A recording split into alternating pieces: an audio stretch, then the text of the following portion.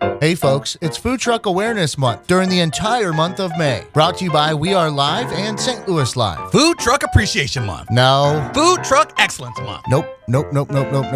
Food Truck Black History Month. No, but interesting. Food Truck Awareness Month. There you go, Travis. Be sure to enter to win gift certificates from all of our participants by going to the We Are Live Facebook page and sharing your favorite truck's official post. Enjoy all the great stories of these independent business owners on weareliveradio.com. So stick with us for the entire month of May. Food Truck Awareness Month.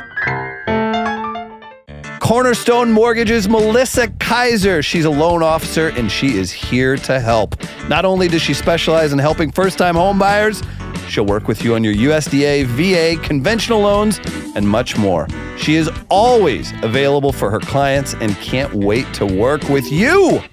Contact her today, 314-346-6264. She'll make your dreams come true. Ooh, ooh, ooh, ooh. Melissa Kaiser, Cornerstone Mortgage, does not endorse the singing. Equal housing lender, Illinois residential mortgage licensee, 9717 Landmark Parkway Drive, Suite 101, St. Louis, Missouri, 63127, NMLS number 650731, company NMLS 223109. Hey everybody, it's Chris. Double feature time today. Proud to bring you a conversation with the band Eternal Summers, followed by Travis and I chatting with Hari Kondabalu, the comedian who has the documentary that's out called The Trouble with a Poo. Highly recommend you watching that. Had a great time with Hari over at Gaslight Lounge. And then Eternal Summers dropped by. They played a show at Foam, but they're one of these bands. They're right there. And before you know it, they'll be playing theaters and everything else. So enjoy those, and also know that June 2nd, that's right, June 2nd, the Send Up on Shaw. Ian Bagg, Jonathan Kite, the Bernie Sisters, Gavin McNutt, and live podcasts, food from Zia's Food Truck, Cha Cha Chow. Lots of fun. Be sure to get your tickets at weareliveradio.com. Enjoy today's podcast. You're now tuned in to the Free Play Media Podcast Network.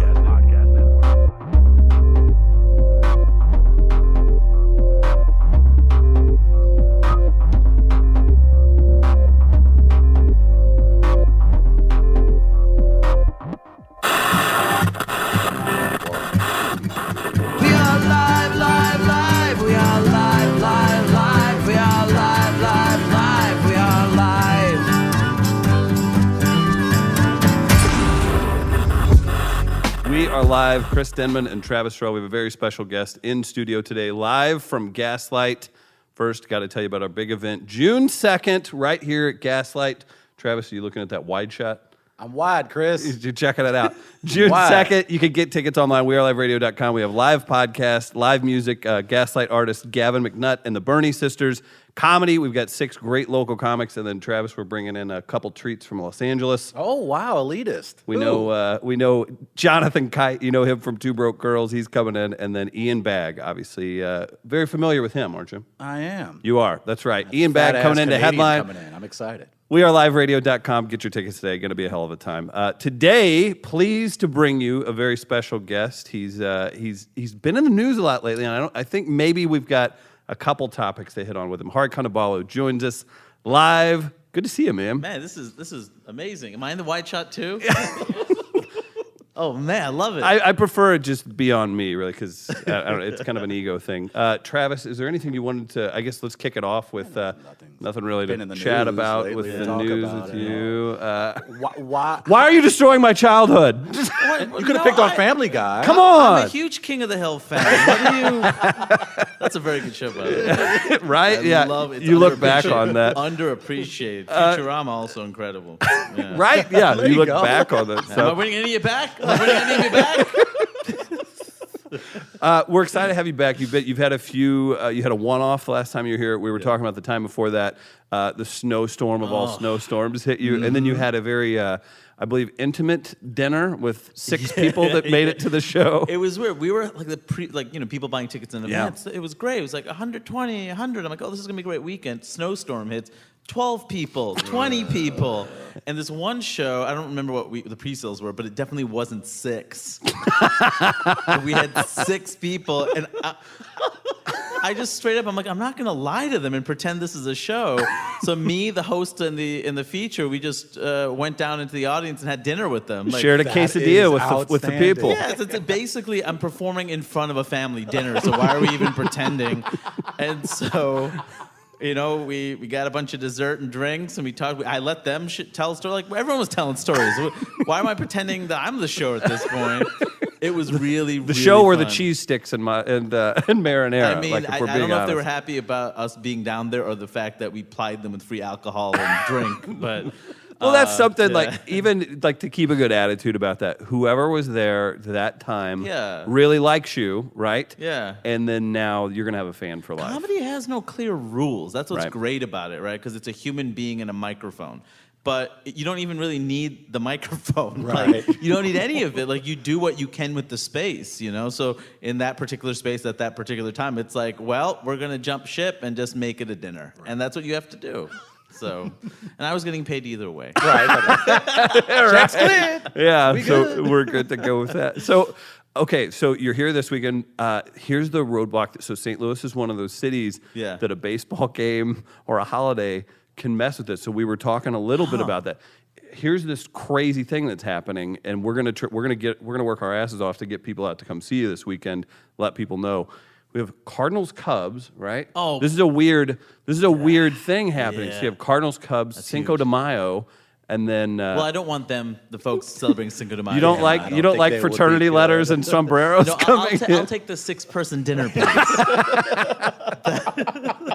That's fine. You can also throw a big middle finger up to U2, who rescheduled for this weekend. I wonder what crossover I have with you two fans.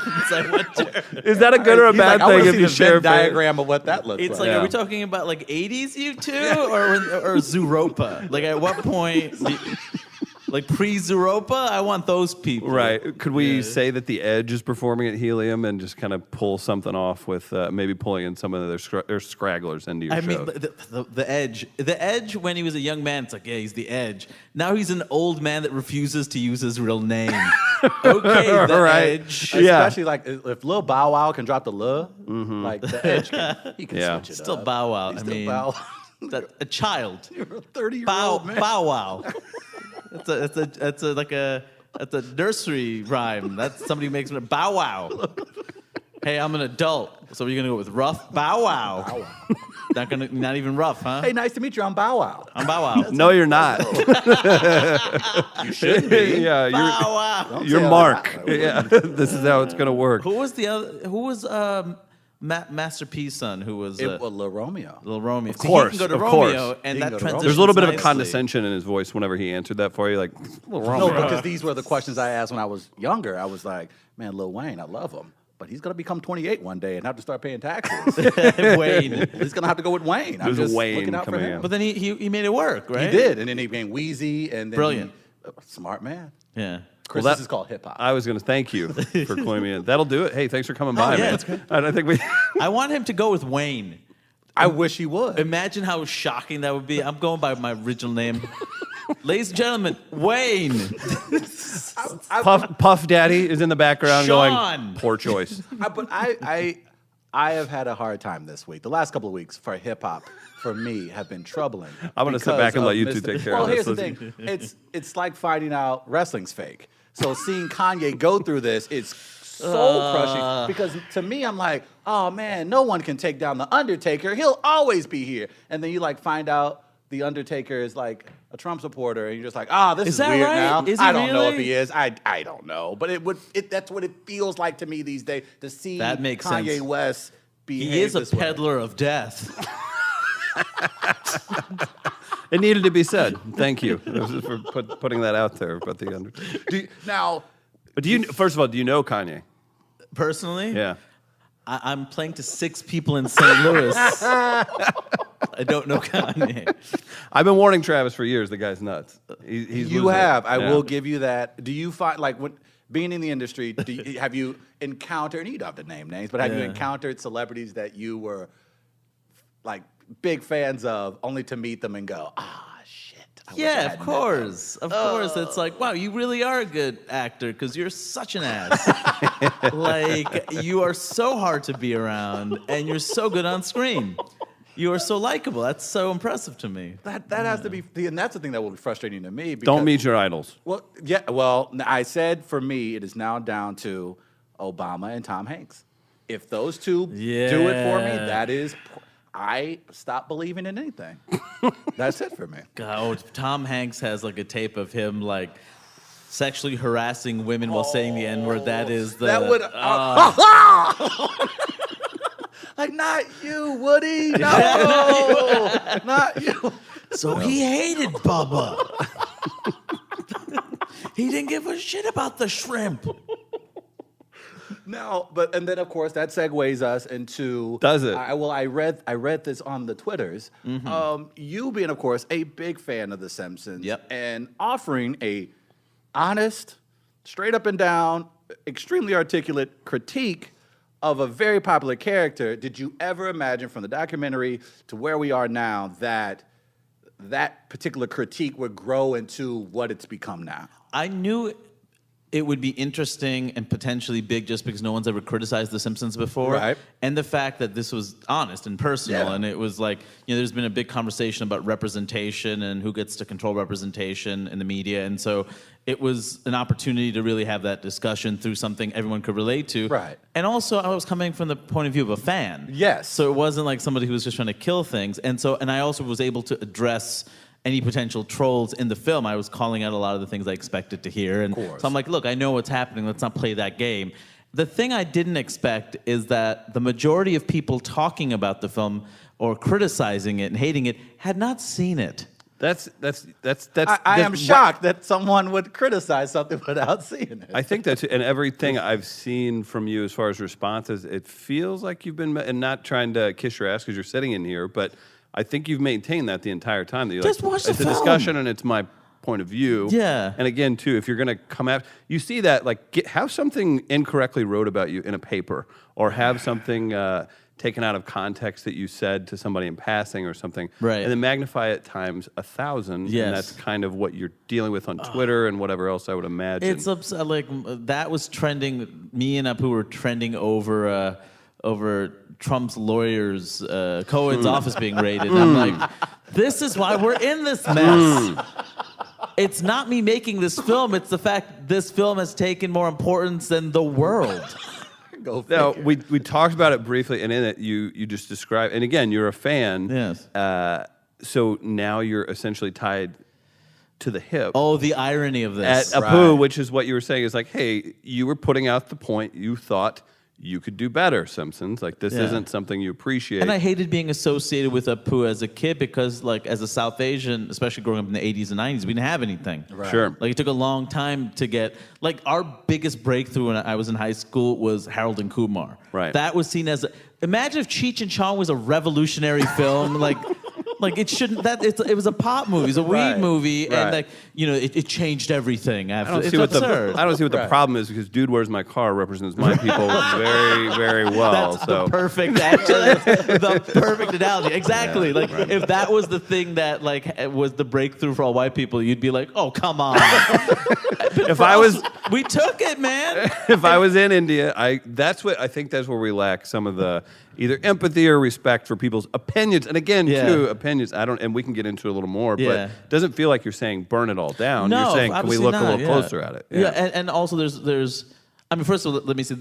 Just to back up for one bit, just about how absurd it is. Like, our representation was so poor that Harold and Kumar, our weed movie, became our biggest thing. Right. And it was shocking to see an Indian dude smoke weed, even though weed comes from India.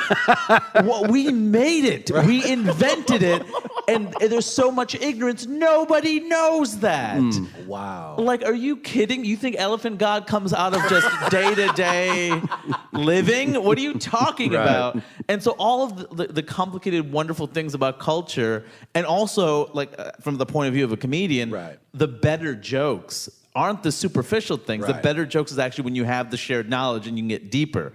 That's how things get more interesting. That was one thing Chris Rock had said, when he was, I think he said this to Maron on WTF, he was talking about how when he worked on SNL, which he loved, the frustrating thing is he'd have to play all these parts he didn't want to play because it's not that the writers were racist, they just didn't know. Right. And so if you don't know, you're playing the best of a thing. Right. Like the most basic, like, that the Richard Pryor sketch. Yes. Paul Mooney wrote that. Right. It wasn't the SNL writers that wrote that. They wouldn't have been able to write the word association sketch prior. Right. Paul Mooney had to do that because they wouldn't have, the experience wasn't close enough. That's the thing.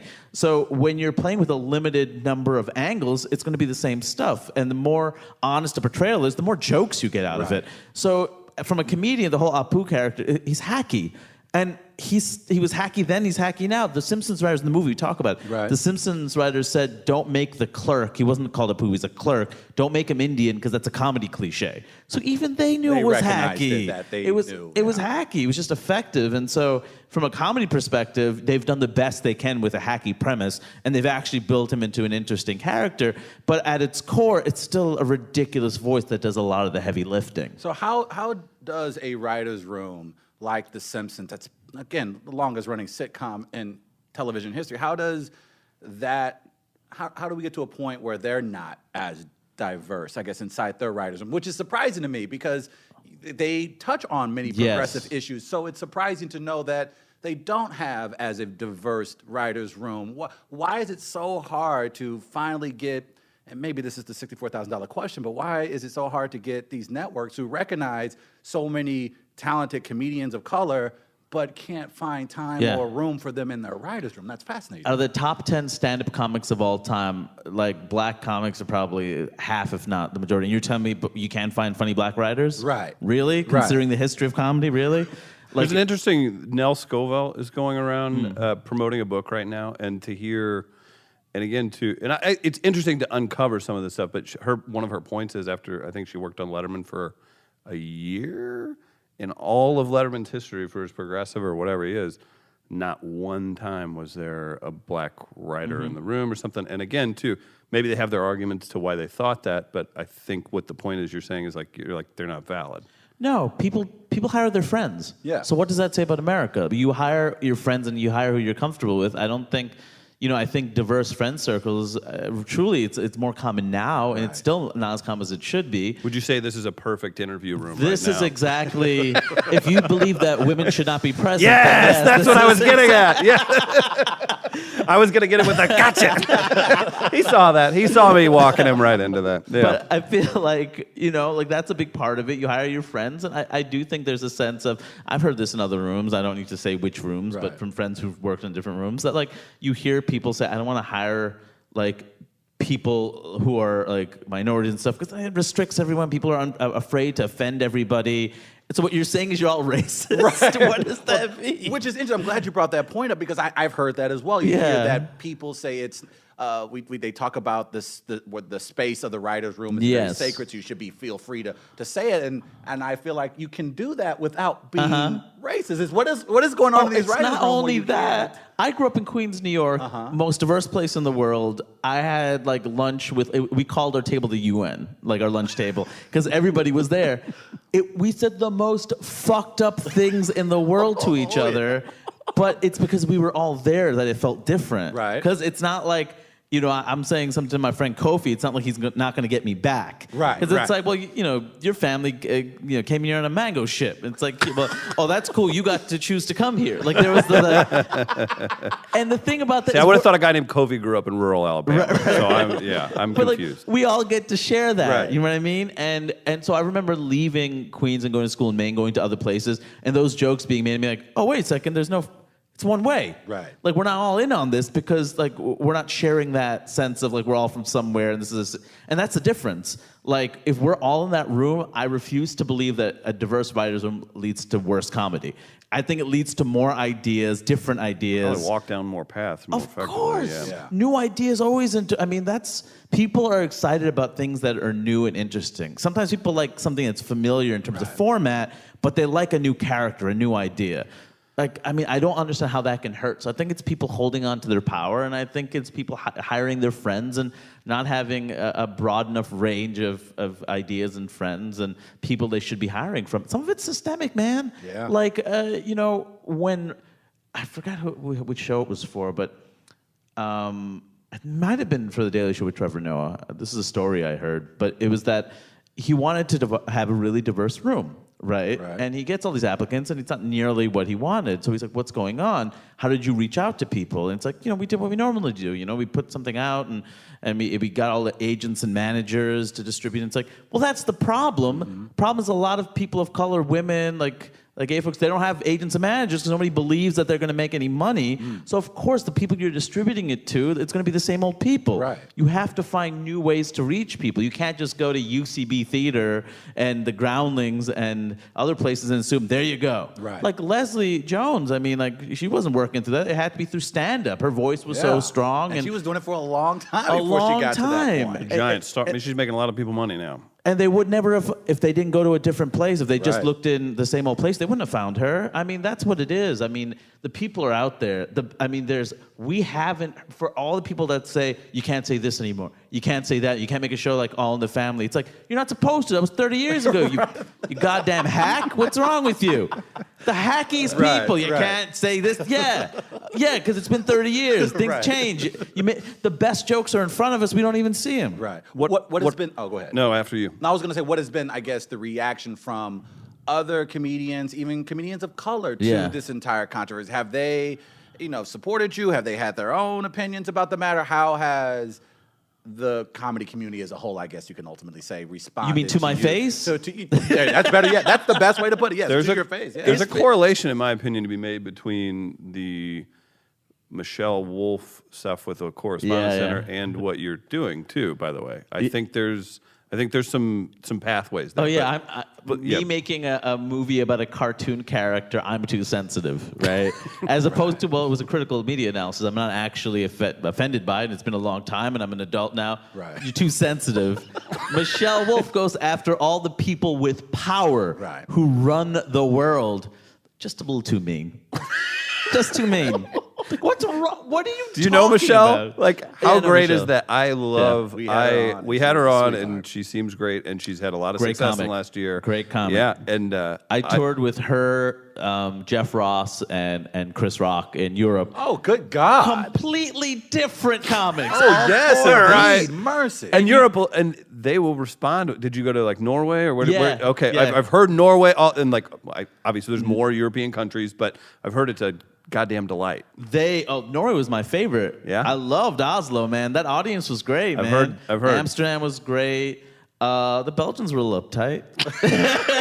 I don't know. Belgians. They're too busy taking over small town breweries. Right.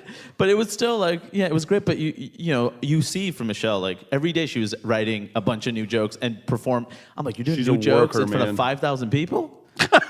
But that's what she's like. I don't want to stop. Like I want to keep going. And I throw one in, and one new joke, and I'd be excited. And she was like, half your set was new in front of 5,000 people. Like, That's insane. She doesn't care. It was impressive. Yeah. But everybody overall has had, and I've seen your interaction, and then we've talked about it on our show that you have the conversation that you've had, just even in regards to representation, has been. It hasn't had a mean-spirited bone. It's been articulate. I think you've been pretty open to pushback, actually. I'll give you that for sure. Put it this way: it's been the most mature, quote-unquote, controversial conversation, obviously from your end specifically. That Let me no point one that has out. listened to. And which is mind-boggling because I see the tweets that you send out and the arguments you've made, and I go, not at any point did he. I'll be honest, sitting here with you, you're an asshole. Like, The truth comes out. no. So, but because we, like I said, we talk about it, and like I said, we've had several conversations about a ton of social issues, and we even joke when we bring up the issue of police brutality, we have to immediately preface with, "Hey, we 1,000% support police officers." It's as if no matter what I say, if it doesn't align with what you already believe, You need a million qualifications. It's weird. Before you It's get exactly. to it. strange. Exactly. Like, that's not how you're so I supposed would to- imagine you may have had similar blowback from other comedians who probably saw it as comic on comic crime. Yeah, somewhat, which is hypocritical. Right. Which is hypocritical because you're allowed to make fun of or go after everything. These are the same folks that say political correctness taken. You can't talk about anything anymore. All right, I'm talking about The Simpsons. Well, I mean, you can't. You can talk about everything except the show that is known to talk about everything. Right. Like, that's ridiculous. And it wasn't a comic. I'm going after an institution. Exactly. I was going to say, ridiculous. because now it's kind of fractured into, we interviewed Hank Azaria a couple weeks ago, and the first thing, I don't want to get too into it, but we only talked about Brockmire, and it wasn't because he was being weird or anything. It was just, okay, we get it. Yeah. That's what you're promoting. Cool. And then you hear him talk about it. He seems fairly open to discussion. And then did you hear his thing on Colbert? It was It's incredibly Well, sweet. we were like, oh, he didn't want to break it on our dumb little show. we were like, That's what we were now I see. we could have got that answer out of him. If How sad is that's a big breakthrough that a voice actor says he learned something after 30 years. It's not, it's weird. It's not. It shouldn't be a big breakthrough. Right. At the same time, me and a lot of people in my community, that's actually kind of what we wanted, just the acknowledgement that we exist and that we existed then. When The Simpsons responded in their show, I was shocked because, first of all, this was a heartfelt documentary and honest. It was like a letter to my community, and I shared this with a lot of people, and it was somewhat personal, and it had this nuancing, but I didn't expect them to respond. Right? If I was a troll, and I wasn't being a troll, but if I was a troll, I just won.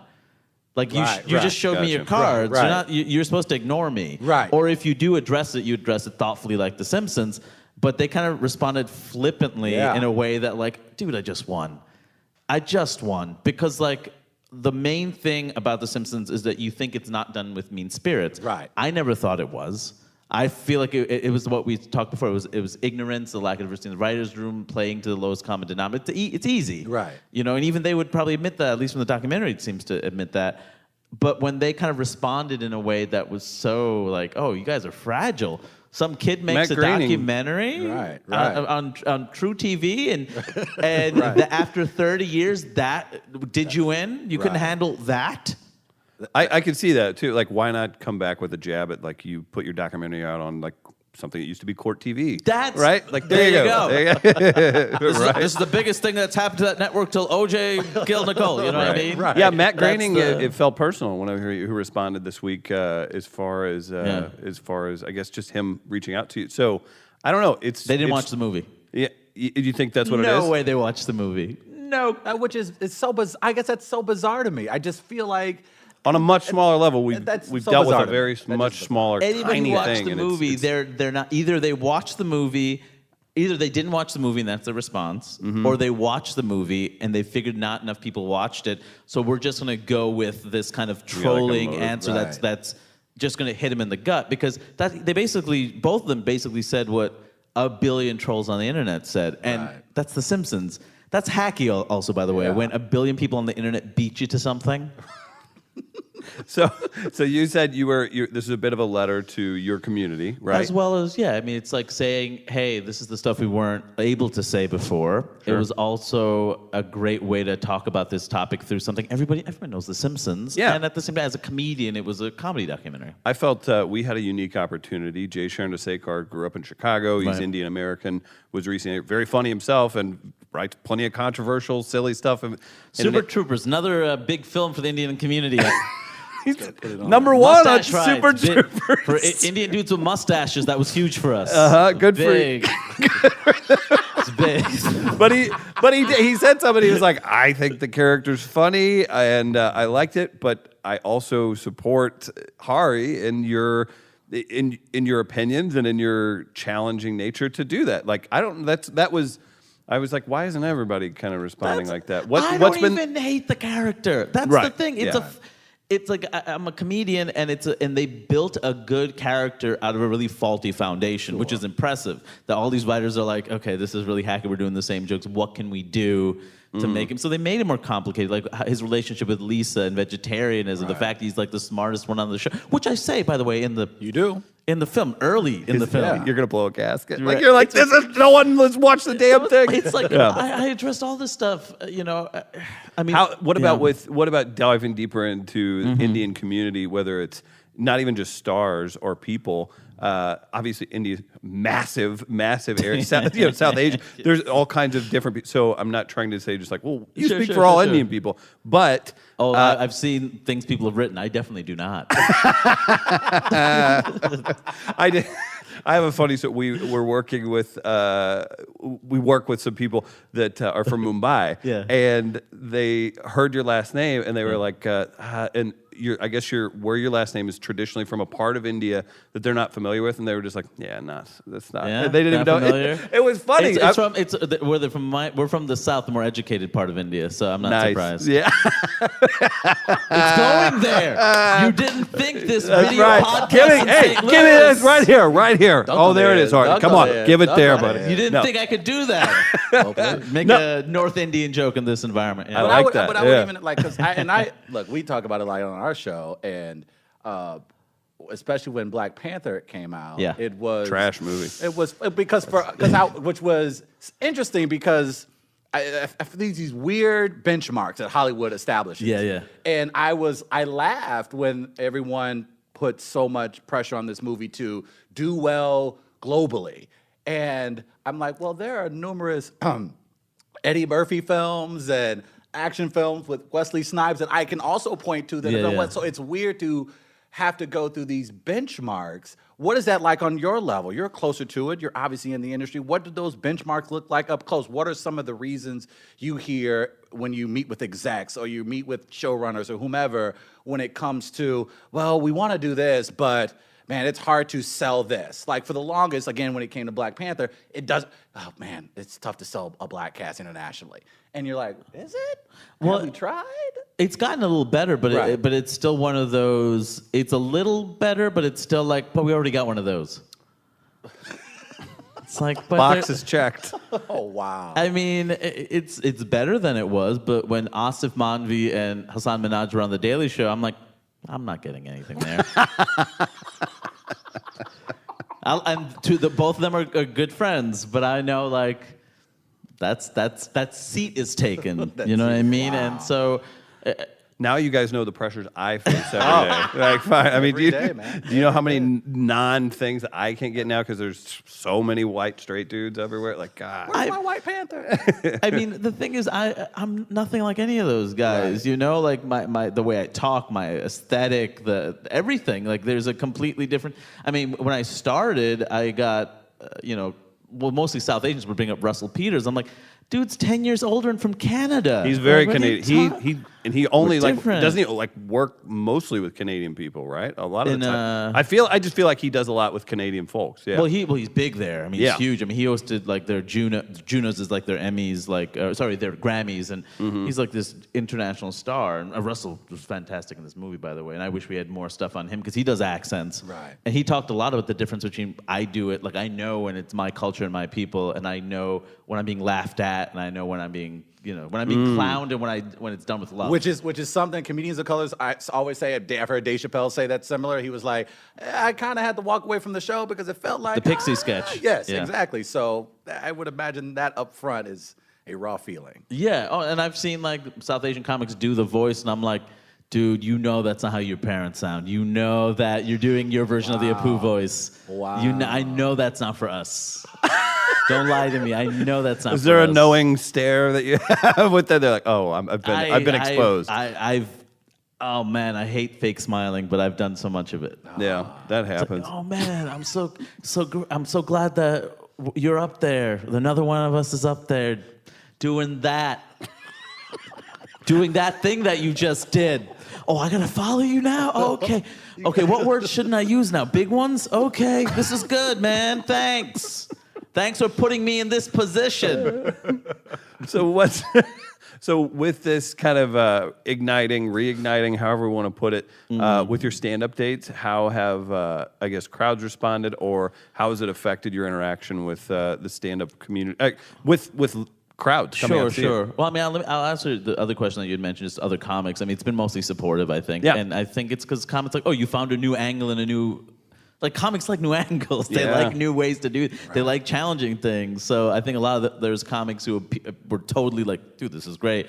Comics I wasn't even close to. You know, John Mulaney sent me like I like John, we like each other, but we're not close. Yeah. But he sent me a really nice long note about how much it meant for him to see that, and I'm like, I mean, like stuff like that. I got a bunch of those. Nice. Bigley wrote me something. Jim and Jeannie Gaffigan. Like these are people that that's what it is. Like they're open-minded, but also it's like that's a good comedic thing to do as well. Right. Way to open up a new door. Right. Yeah. It's like this is like that's what we're all looking for is the new territory, the new ground that we can walk on and talk about. So they were really supportive and they got it and it was cool. So you have a lot of comics like that, a lot of comics of color, obviously, and women, and people are like, yeah, these are our issues, or these are different but similar to our issues, and thank you for putting that out there.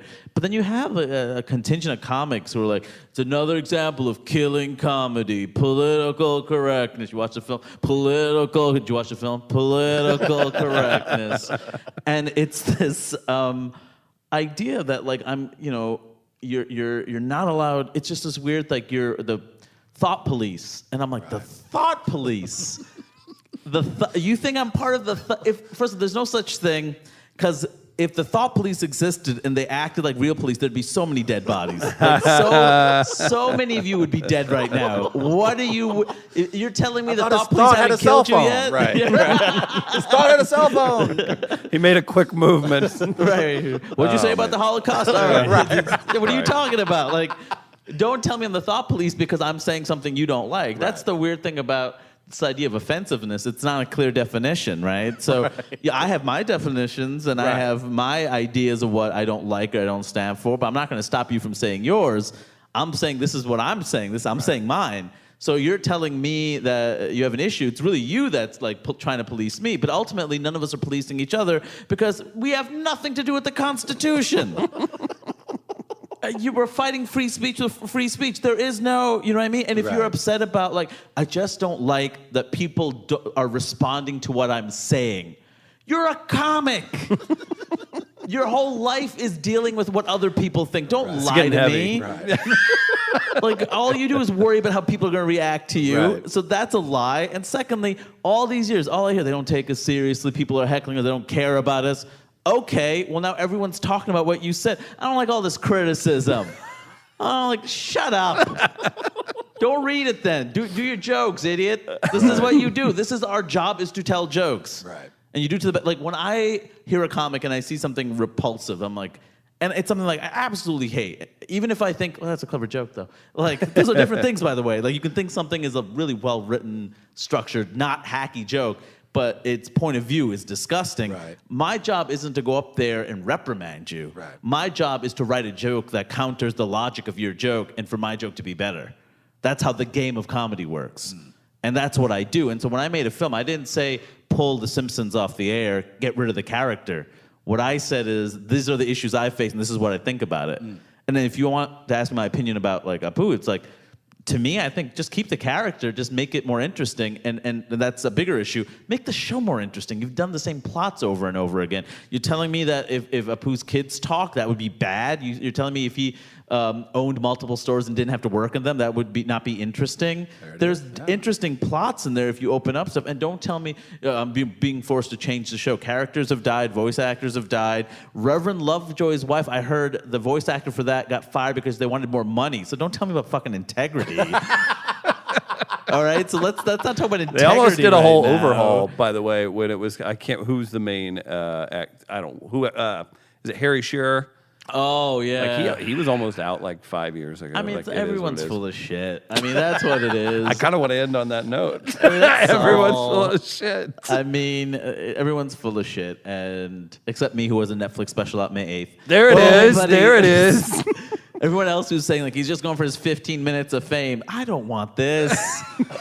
You spend your life not wanting to be called Apu, and now that's all people talk about is you and this stupid character together. I didn't want this. I worked for a Netflix special. I busted my ass. Congratulations, man. Thank That's you. awesome. Yeah. And so that, ultimately, like, I want people to see that and judge it on, like, this is what I actually do. Right. And if you don't like it, I'd like you to not like my stand-up. Exactly. Right. That's at least that's something. That's what I do. You know what I mean? And so does this end with you writing for The Simpsons? Where does this what's the final thing with like consult even like I don't want to write for a bunch of old white dudes. Like You know what I mean? I'd rather make something more interesting. Yeah. You know, I love the show, but honestly, seasons 1 through 10, Comedy Hall of Fame, and then after that, it's like The Simpsons is on right now because the first 10 years are that good. Yes. Amazing, yeah. They're You're right. That's a good point. How much credit do you have? From those first 10 years are absolutely incredible. And then you have 5 years of like, all right. And then now it's like, well, we can't shoot Grandpa in the head. You know? Right. That's how you gotta wait it out. Yeah. Put him into hospice care. What are you gonna do?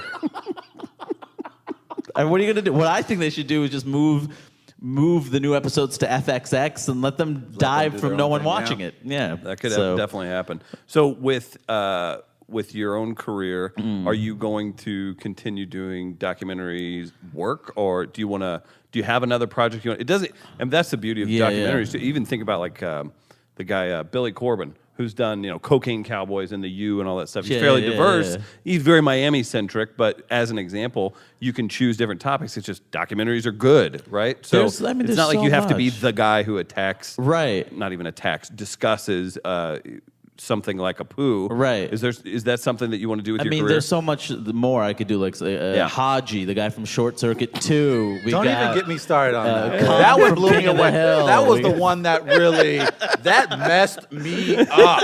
That messed me up because I love Scooby-Doo, that not movie. voiced by a dog. Oh my goodness, that threw me. I was like, oh, that's Short Circuit. That is. I didn't know that till like 5 years ago. And I was like, oh, that was Fisher Stevens? I'm like, what? And but for me, it was like, this is another example of Hollywood racism. That poor actor can't get any more work. Oh, it was a white guy? I just thought it was an Indian actor who couldn't get work. Oh, it was even more messed up than I thought. Oh, your misery is so funny in this situation. Oh, man. I mean, look, the documentary, I love the idea. I don't think it will be quite in the same area, but like, that's a great thing about now. Like, media is so split up. Like, we can do anything. You're not forced to do one thing. And people were making fun of Donald Glover for wanting to do hip hop, and now really, He's double featuring on SNL this weekend. Yes, Yeah. he's good at everything, and you're allowed to be good at everything, and you're allowed to do it all at once because the gatekeepers are different. You just make it yourself. Like, we have the technology. You buy a good camera, and you learn to edit, and you do it. And there's no excuses. So I love the idea that if I want to make another documentary, I could do that and still work the road. I mean, it's been hard, like a little bit when I get off stage, and people are like, "I'm surprised you didn't talk about The Simpsons at all." I'm like, I don't know. I kind of made a whole movie about it. But you see that translates to the great Jonathan Kite, who's coming here for June 2nd on that to get a plug in. But they're surprised when they meet that dude who is on Two Broke Girls who does like a fake Ukrainian accent that he's a guy from Chicago. It's funny. I don't know. It's a curse and a blessing because people come out because they know you from something, but then whenever you come out and give a fire But hour. what does that tell you, though? That people like the idea of like representation matters. They think this guy is an actual Ukrainian guy. Yeah. Like, so you're telling me they watch this cartoon character and they don't know any brown people? Right. People, I mean, Dave Chappelle has that joke. The reason why they have to make all the phone numbers on TV and film 555 it's because people are going to call it, hey, is Indiana Jones there? Like, it's right. honestly, Yeah. You're telling me I'm being irrational that this has seriously? That they had to change how they did a fundamental part of film because people are that dumb. Yeah. Those Thanos? poor bastards who had, It's Indiana Jones. I think that was on his first is on Killing Him Softly. I think. Yes, it Yeah. was. Because people actually because people wouldn't call, and it's ridiculous. unbelievable. Yeah, and then now you have lawyers like that won't let you name certain people things in case someone gets looked up or Right, something. exactly. So you know all about that. Well, we're looking forward to more projects from you. May 8th for the Netflix special. 8th, next Tuesday, May 8th, the Netflix special. What's the best way to make that a return for you? Just watch it immediately? Is there what's you know what I mean? Where you're like, hey, be sure to share this so more people see it. For Netflix, is there There's no something? I don't think I'm getting residuals or You stuff. just go watch it and be proud I want of it. another Netflix special, and I want people to be like, hey, like, this guy probably should keep making stuff because this is good. And, I mean, at the end of the day, I think every comic who gets in it for stand-up, the thing they want more than anything is to keep doing stand-up, to have bigger crowds, and to continue to do it. Like, when I was opening for Chris last year, it was interesting because it's like, this dude's done everything, but he's still pushing the next hour. He doesn't need to. He could just stop. But that's what it's all about is stand-up. And so for me, I mean, as long as I keep getting to perform forever, I'm happy. So just let me keep doing what I want to do. And we're going to get you out here, but you just brought up an interesting point. Oh, is it what is that like seeing someone at that level continue to work like they're trying to still eat? It's so inspiring. It's so inspiring. I knew I would be inspired in a variety of ways, but it's still like, also to see the switch, like right before he walks out on stage, become Chris Rock. Like he becomes Chris Rock. Like you see his face and everything. It's like, but we were just chatting earlier. That's crazy. I just walked into your room so I could have a peanut butter and jelly sandwich, and now all of a sudden, hey, Chris, can I get this? Yeah, hurry, of course, just get yourself a peanut. Get out of here, just get your peanut butter and jelly sandwich. And now all of a sudden you're Chris Rock, and I'm like, you're the dude from Bring the Pain. Like his confidence and everything, and I see the nerves about the jokes before, and he's working through it and talking through it, and then. Just like every other comic. I mean, that's what comedy also is, the great equalizer, right? With a new joke, an open micer and a veteran are still in the same place of, I'm scared, I don't know if it'll work, you know? Like, that's crazy. It was incredible, and it's like, it never ends. Like, stand-up, you don't age out of it. The only times you age out, and I really believe this, is if you can't keep up with what's happening. So whenever people say things are too politically correct, or like, the college, because you can't play colleges, I'm like, you're aging yourself. Like, the second you start saying the kids these days, you're done. Right. The kids these days are the adults in like 10 years. Right. Like you need to understand what's going on because you'll be left behind otherwise. So to me, like watching him still be relevant and interesting, yet grow at the same time. Like he's relevant and interesting current while still talking about how much he loves his kids, how much he loves his daughters. I mean, that's so... It's another example of like you just can't stop working when you love stand-up. You just keep reading and writing. And he's at that level where we just had Jordan Rock in here. Jordan's Chris Rock, great, man. He is. But for like a Chris Rock or, for example, I've met Brad Pitt's brother and I've now met Chris Rock's brother. Yeah. Chris is so famous that you look at his brother, Jordan, you're just like, yeah, you're his brother, aren't you? Yeah, you are. Oh, you're doing that thing that he kind of does. Jordan used to work as a production assistant on Totally Biased with W. Kamau Bell when I used to be a writer on there, and you knew he was funny. Like, he'd be fine. Like, Tony Rock is one of the most underappreciated comics in the country. Like Chris's other brother, Tony. That dude deserves a show. Like, he's had a bunch, but he deserves like something that's centered on him and like. That dude is so funny. Like that, all three of them are great. Obviously, different levels, but completely not fair. It absolutely is. And then their cousin Sherrod Small. Oh, like I always that's love right. Like, Sherrod's hilarious, right? We gave him shit. I told him like, you guys trying to catch the Wayans brothers? What's this all about? And also, is it not in the Y chromosome? Is it just on the X? Right. There are rock women doing stand-up. Oh man, so we gotta go. You gotta come see Hari at Helium all weekend long. Show him some love. Thursday, have Friday, a conversation. Saturday. Do you do the hellos after the show? It's gonna be awkward if he says no. I shouldn't have brought that up. Don't touch me. See me out. If I'm not there after the show, that means the audience is very bad and it's your fault. Yes, there if you I go. am there, that means I was satisfied by you. Helium.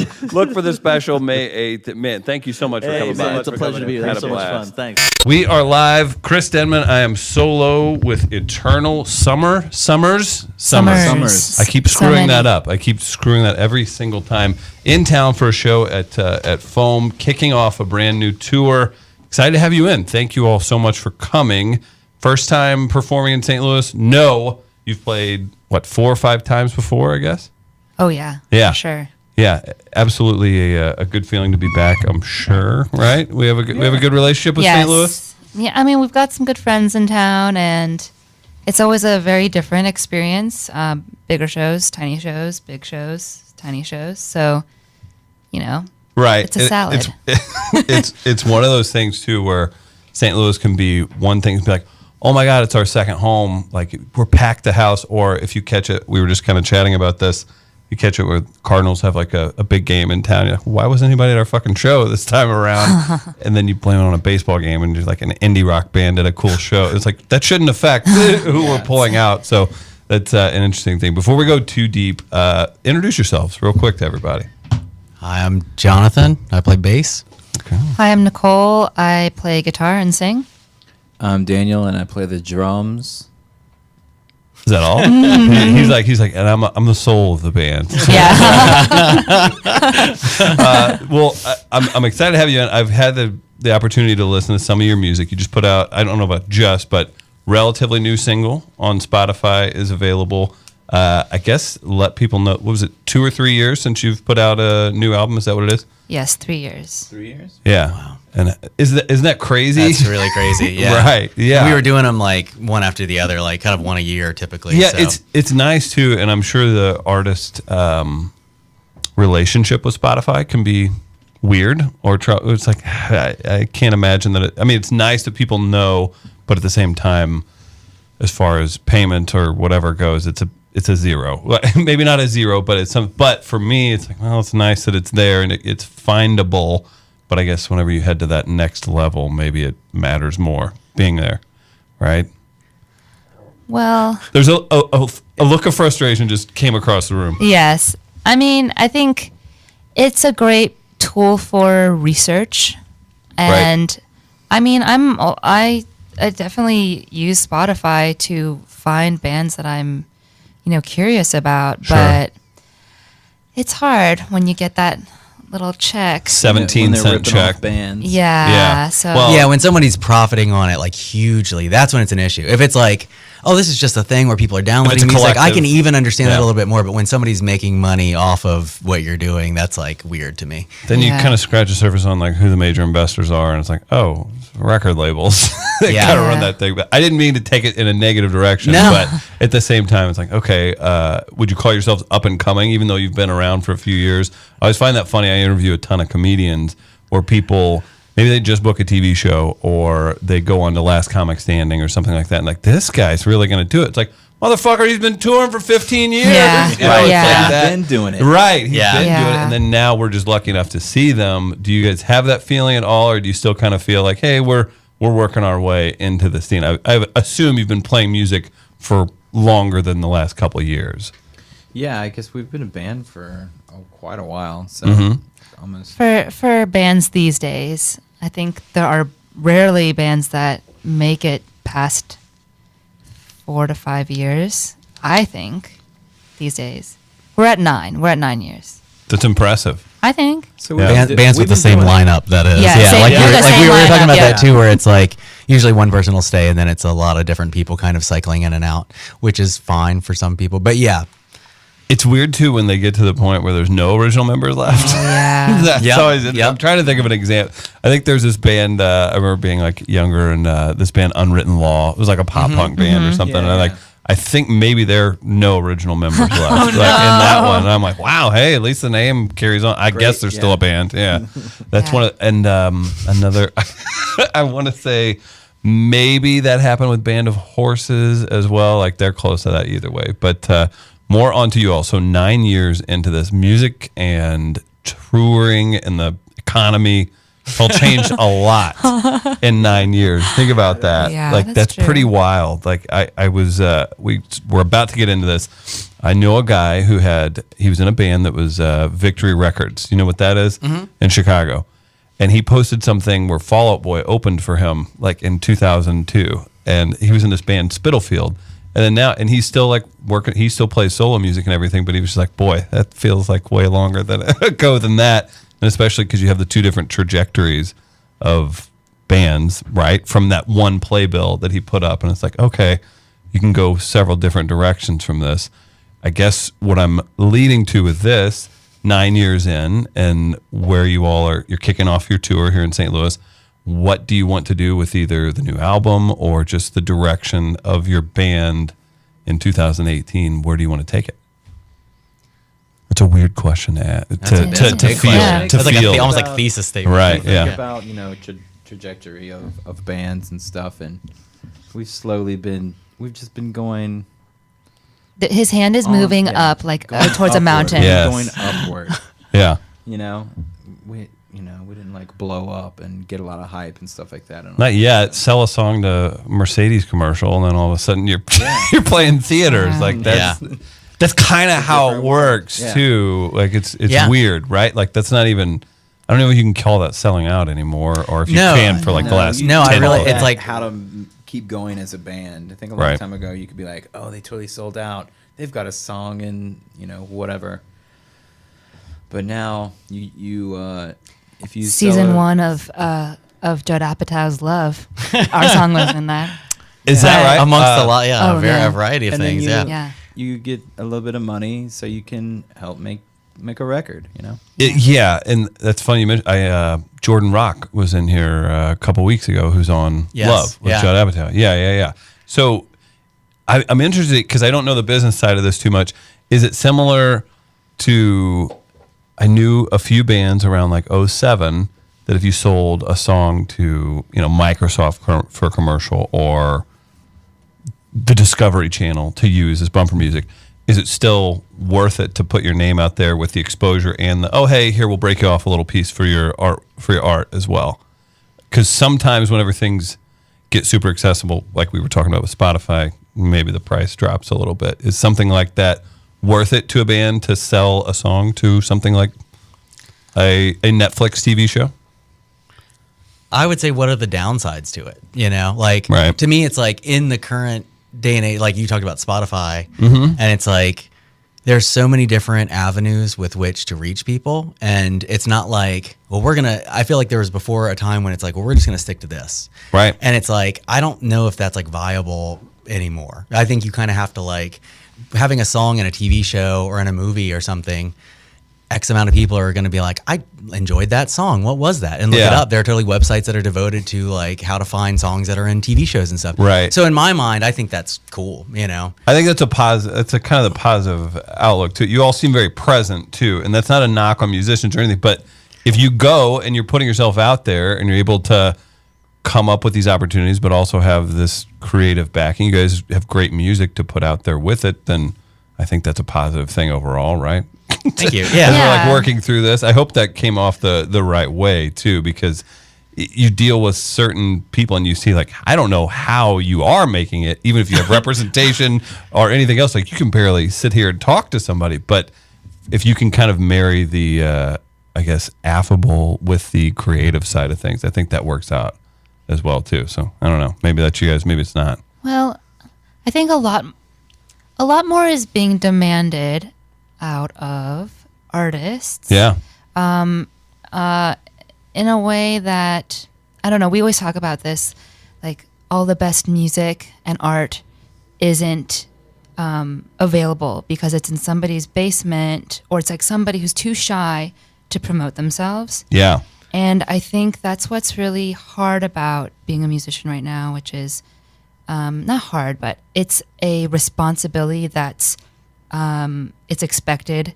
You're going to promote yourself on all the social media, even though maybe when you were 14 and you were like learning how to play guitar, you were like, I need to start honing my social media skills so that I can be a great musician one day. You don't say that. Yeah. But that's kind of, it's part of it. And that's, whether people like it or not, it just is. And I mean, I'm still grappling with it because it stresses me out.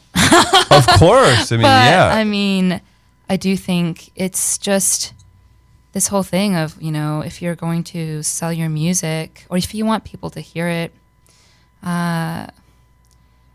it's a little bit of a handshake with the devil sort of thing. And it's I don't know what else to say. I'm going to start fizzling out.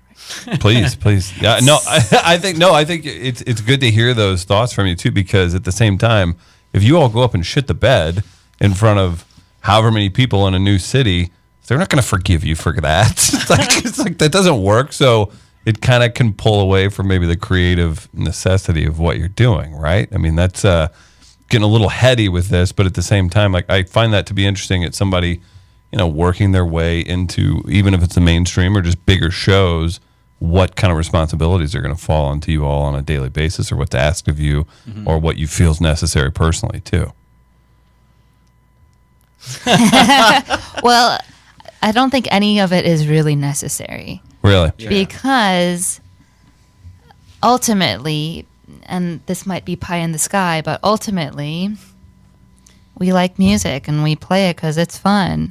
Yeah, that's a good, that's a good mantra for a band. I would hope. None of it's necessary.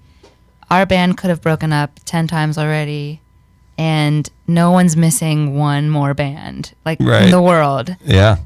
But, it's It's necessary for us when we want to put out another record because we have a disease called creativity and we need to express ourselves because we just have so much to say and so much to express. And so, that's part of it. Maybe a bit of a cliched question, but who's inspired you? I mean, whether it's musicians or other artists or what, I mean, do you draw direct influence from any bands? I mean, I've listened to, I don't know, 10 of your songs, and you hear certain things, but is there anything, I'm interested to hear what you all are interested in or what has inspired you to create what you create. I think we all pull from different stuff, and even in songs or even in sections of songs, I think we're all pulling from like 3 different directions, and we all like a lot of the same stuff. But and it's never talked about beforehand. It's always like, oh, that part to me is kind of this. And it's like, oh, that's funny because I think of it this way. Right. Yeah. And then even as far as like, there are definitely I would say certain bands that we all are really into and have influence on sound in some ways, but maybe even then it's more production or it's maybe more this. And then like the first band that comes to mind for me that Daniel and I just saw recently was Yola Tango. Oh, wow. And then it's like, musically, sure, but it's even almost more what they are as a band, where they do whatever they want and they are amazing. Like, they just get better and better and better. It's like, oh, here's a band that's been together for over 30 years and I think just get better and better, So for me, that's what I would say. Well, I wonder if it's weird to those guys. Like, I want to think like the song Om they did. I feel like that was like used on like sports radio stations and stuff like that. Like, I wonder what the dudes in Yola Tango think because they grind it out. The Nationals, another band that you think of as like all of a sudden like people are like, yeah, these guys are really great. Like they've been touring for forever. Yeah, it's interesting to see how that surfaces, I guess you could say. What about you? I mean, it's all over the place. I do think like. I'll tell the guys, okay, this guitar part or whatever is, I stole this from, like, I like Squeeze, I like Bjork, I like The Clash and stuff like that, but none of these things come out ever. Right. And I think we would all admit, because we've gotten better as musicians in this band. I think we can all say that. Okay, they're nodding, so they agree. Yeah, sure. But I think like, whenever there's been an idea of like this sounds like for instance, we all like the band The Sea and Cake, or it will never sound like that because like the 3 of us were not trained instrumentalists. We're very like intuitive. We all have a very specific and special way of playing that works together very well.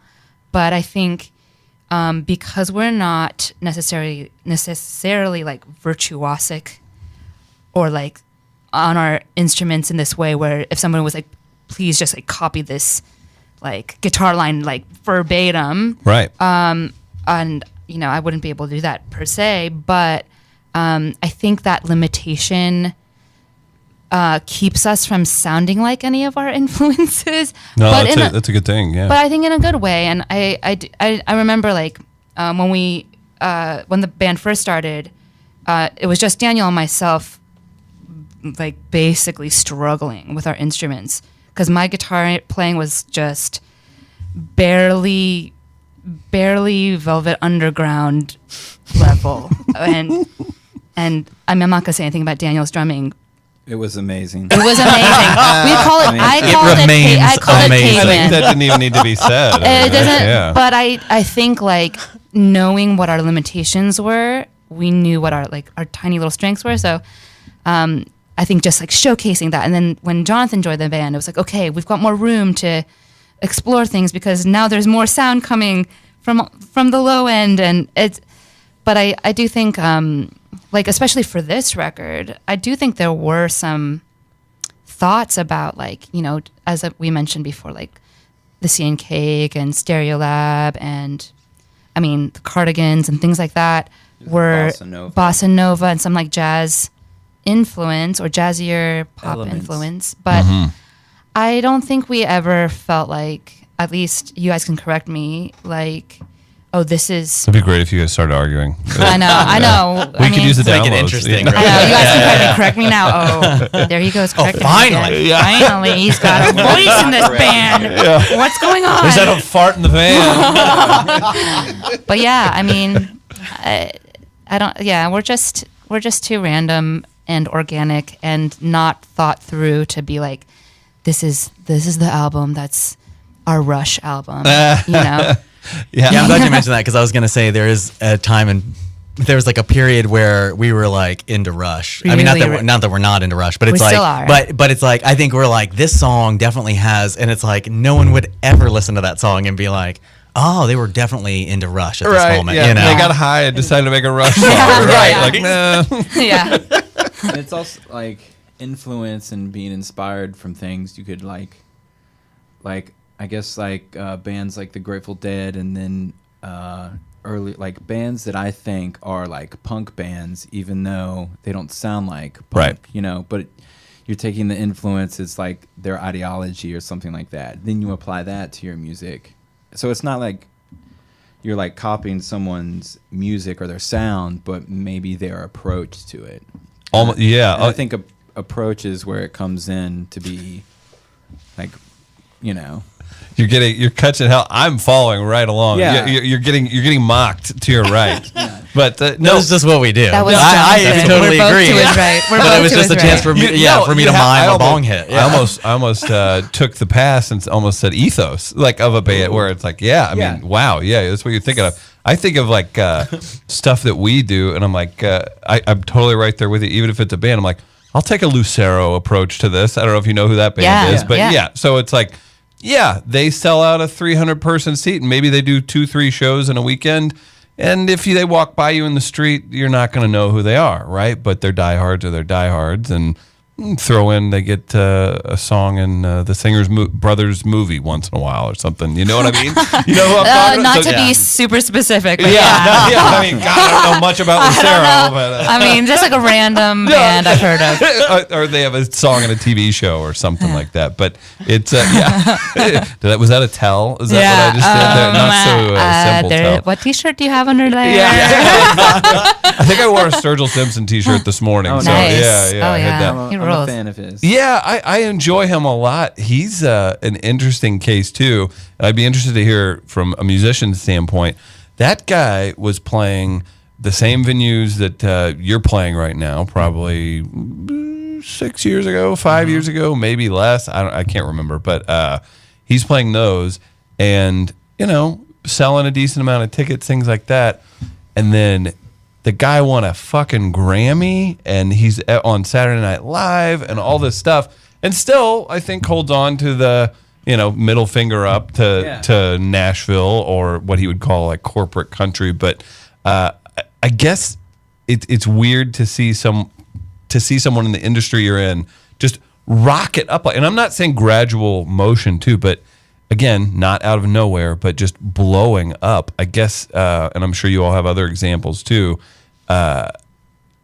Would you want to take part in something like that, or would you prefer a more gradual climb?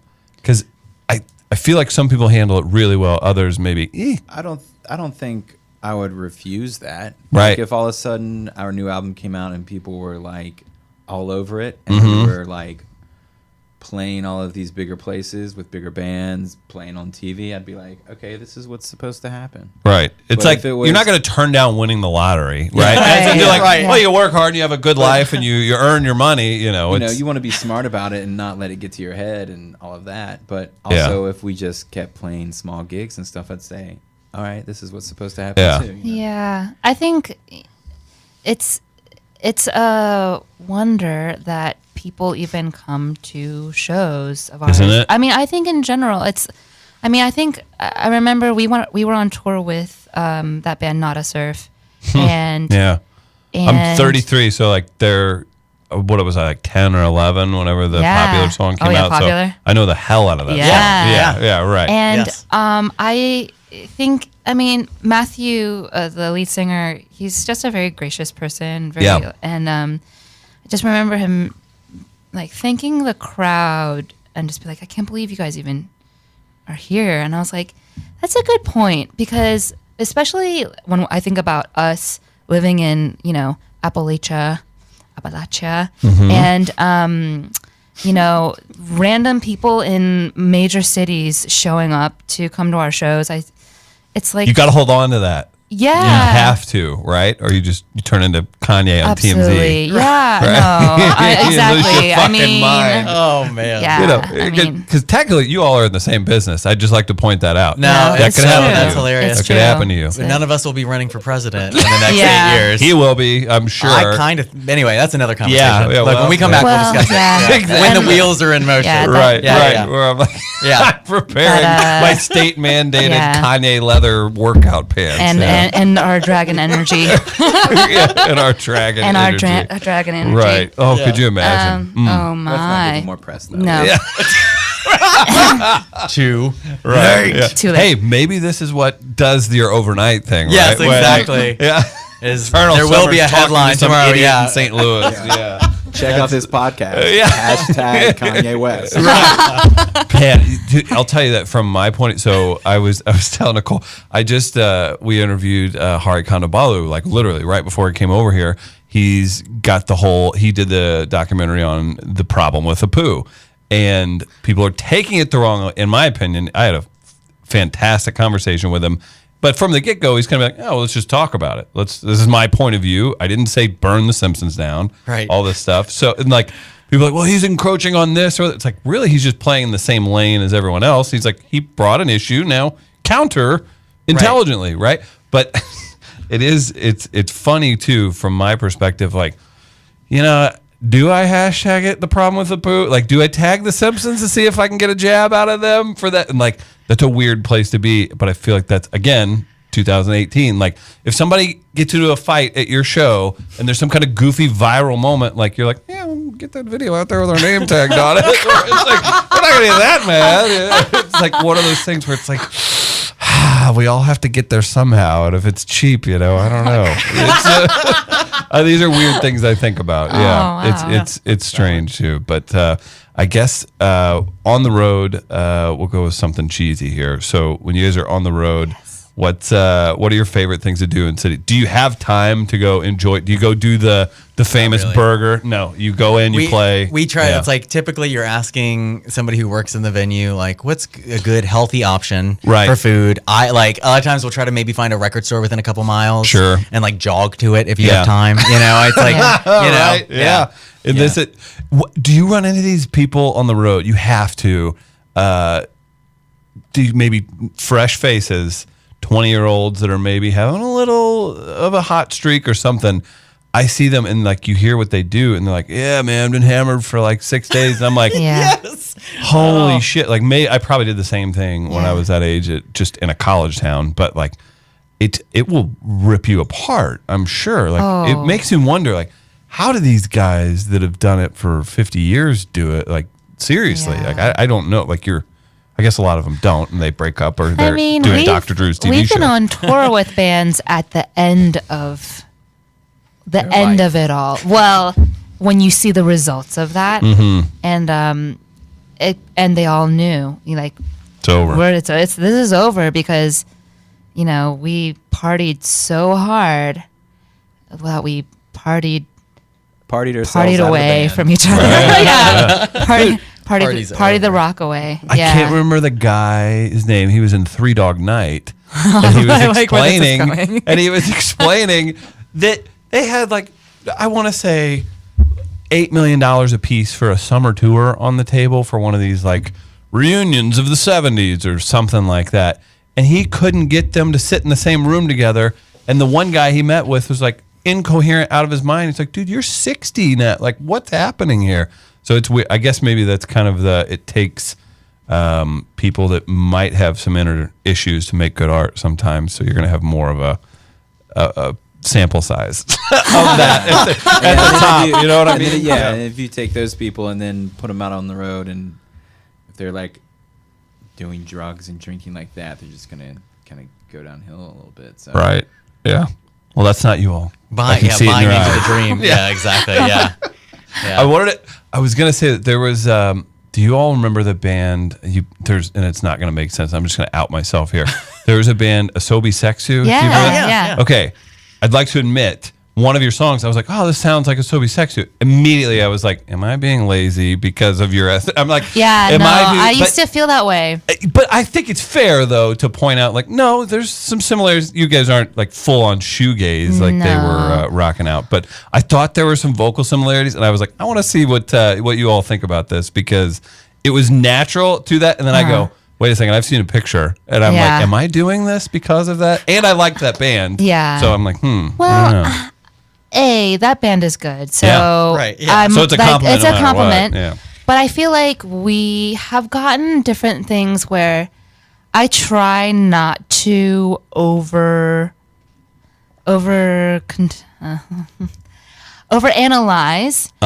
But we definitely have been compared to Deerhoof as well. Who I love. But we don't sound anything. No, you don't. Like, not at all. But it is two white guys and an Asian girl. And we have been compared to Blonde Redhead before as well.